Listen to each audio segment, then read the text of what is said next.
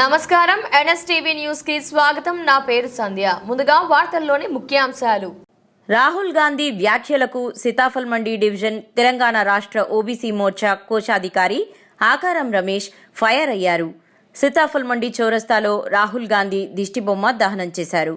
అనంతరం ఆయన మాట్లాడుతూ ప్రజాస్వామ్యంపై దేశంలో ఉన్న కోర్టులు, రాజకీయాల మీద, ఎన్నికల కమిషన్ మీద, ప్రజల మీద కూడా విశ్వాసం లేని వ్యక్తి కాబట్టే రాహుల్ గాంధీ ఇక్కడ మాట్లాడే దమ్ము లేక ఎక్కడో విదేశాలకు వెళ్లి భారత జాతి ఆత్మగౌరవాన్ని కించపరిచే పద్ధతిలో మాట్లాడుతున్నారని, రాహుల్ ఇది మంచిది కాదు, మీకు దేశం పట్ల ఎలాంటి వైఖరి ఉందో మీ మాటల్ని బట్టి అర్థమవుతుందని, భారత పౌరులు ఏ దేశంలో ఉన్నా కూడా గల్లా ఎగిరేసి నేను భారతీయుడినని చెప్పే స్థాయికి ఎదిగిందని, ప్రపంచవ్యాప్తంగా భారత జాతి ఆత్మగౌరవాన్ని, ఔన్నత్యాన్ని పెంచే ప్రయత్నం నరేంద్ర మోదీ చేస్తే భారత జాతి ఆత్మగౌరవాన్ని కించపరిచే ప్రయత్నం చేస్తున్న వ్యక్తి రాహుల్ గాంధీ అని విమర్శించారు.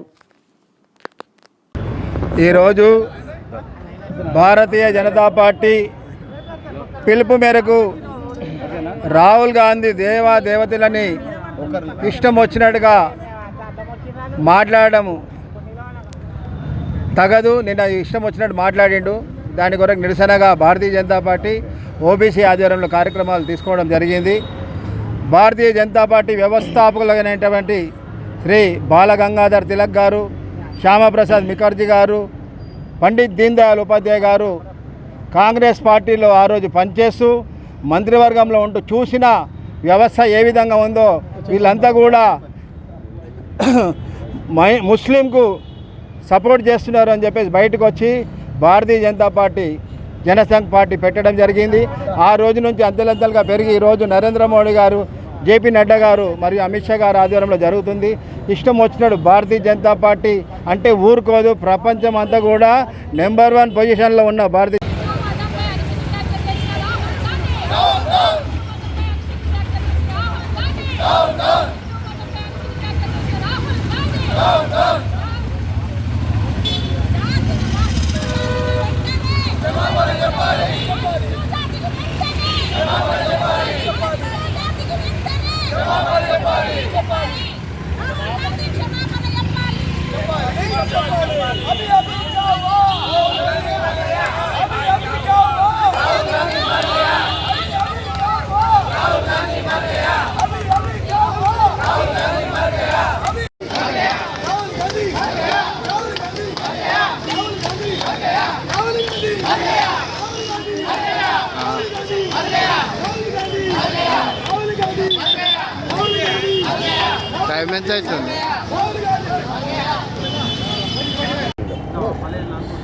అందరికీ నమస్కారం. ఈరోజు రాష్ట్ర పార్టీ పిలుపు మేరకు రాహుల్ గాంధీ దిష్టి బొమ్మని సీతాఫల్ మండిలో, సికింద్రాబాద్ కాన్స్టిట్యున్సీ సీతాఫల్ మండి డివిజన్లో రాహుల్ గాంధీ దిష్టి బొమ్మని దగ్నం చేయడం జరిగింది. భారతీయ జనతా పార్టీ కార్యకర్తలు అందరూ ఇక్కడికి వచ్చి రాష్ట్ర పార్టీ పిలుపు మేరకు ఈరోజు ఈ కార్యక్రమాన్ని నిర్వహించినాం. 2-3 రోజుల క్రితం రాహుల్ గాంధీ అమెరికాలో మాట్లాడిన మాటలు వింటే ఆయనకు చేసిన పార్టీ ఆపోజిట్ వాళ్ళు ఎవరెవరైతే ఆయనకు మద్దతు ఇచ్చి 99ని 200 పై చిరుకు తీసుకెళ్ళిన ఎంపీలందరూ ఊహించుకోవాలి. ఈరోజు భారతదేశంలో ఉన్న ప్రజలందరి కోసం వ్యతిరేకంగా మాట్లాడి రాహుల్ గాంధీకి మీరు సపోర్ట్ ఇచ్చి 99 ఉన్న 2 డిజిట్లని ఈరోజు 3 డిజిట్లు చేసిన ఎంపీలందరూ మీరు ఊహించుకోవాలి.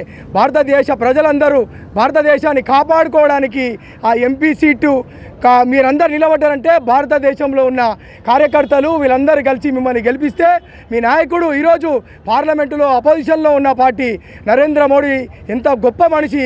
ఆయన ఎక్కడ వెళ్ళినా కూడా భారతదేశం కోసం మాట్లాడుతూ, భారతదేశం కోసం ఊహిస్తూ, భారతదేశం కోసం బతికే వ్యక్తి.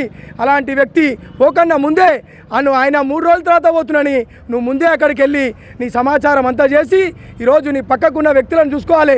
పాకిస్తాన్కి మద్దతు చేసే వ్యక్తులు, మన భారతదేశాన్ని కూల్చివేయడానికి ఆలోచిస్తున్న వ్యక్తుల పక్కన నువ్వు నిల్చొని ఈరోజు సిక్కు మతస్థులని, భారతదేశంలో ఉన్న భారతీయులందరినీ ఇన్సల్ట్ చేస్తూ మాట్లాడుతున్నావు అంటే రేపు భారతదేశ గడ్డపైన ఇంటర్నేషనల్ ఎయిర్పోర్ట్లో నువ్వు దిగినాక నీ బ్రతుకు ఏమవుతుందే ఈ మీడియా సోదరులు మిమ్మల్ని అడుగుతారు. ఖచ్చితంగా సమాధానం చెప్పి ఈ భారతదేశ గడ్డపైన దిగి మా అందరికీ సమాధానం చెప్పే వరకు ఈ భారతదేశంలో ఉన్న భారతీయ జనతా పార్టీ కార్యకర్తలందరూ తప్పకుండా ఇలానే నిరసన చేస్తారు. మీ ఇంటిని కూడా ముట్టించే పరిస్థితి వస్తుందని ఈ సభాముఖంగా తెలియజేస్తూ అవకాశం ఇచ్చినందుకు ధన్యవాదాలు. భారత్ మాతా. మైలేజ్ లేదు, కాంగ్రెస్ పార్టీకి మైలేజ్ లేదు, రాహుల్ గాంధీకి మైలేజ్ లేదు. పప్పు పప్పు అంటురని చెప్పేసి ఏదో వాక్యాలు వాగుకుంటూ మైలేజ్ తెచ్చుకోనికి ప్రయత్నం చేస్తే భారతీయ జనతా పార్టీ దేశ ప్రజలు ఊరుకోరు. భారతీయ జనతా పార్టీ ప్రజలు ఒకసారి ఊమేసి ఆ ఊములో కొట్టుకుపోయే పరిస్థితిలో ఉన్న మీ పార్టీ మీరు ఏమనుకుంటారో ఖాళీ తెలంగాణ కర్ణాటకలో ఉంటే సరిపోదు. భారతీయ జనతా పార్టీ రాబోయే రోజులలో దేశవ్యాప్తంగా కూడా విపరీతంగా మెంబర్షిప్ విపరీతంగా ఓట్ బ్యాంక్ పెరుగుతుంది. రాబోయే రోజులలో కాంగ్రెస్ పార్టీ భూస్థాపితం అవుతుంది. పార్టీ మేరకు ఇచ్చిన పిలుపు మేరకు భారతీయ జనతా పార్టీ సికింద్రాబాద్లో సక్సెస్ చేసిన వారికి ధన్యవాదాలు. భారత్ మాతా.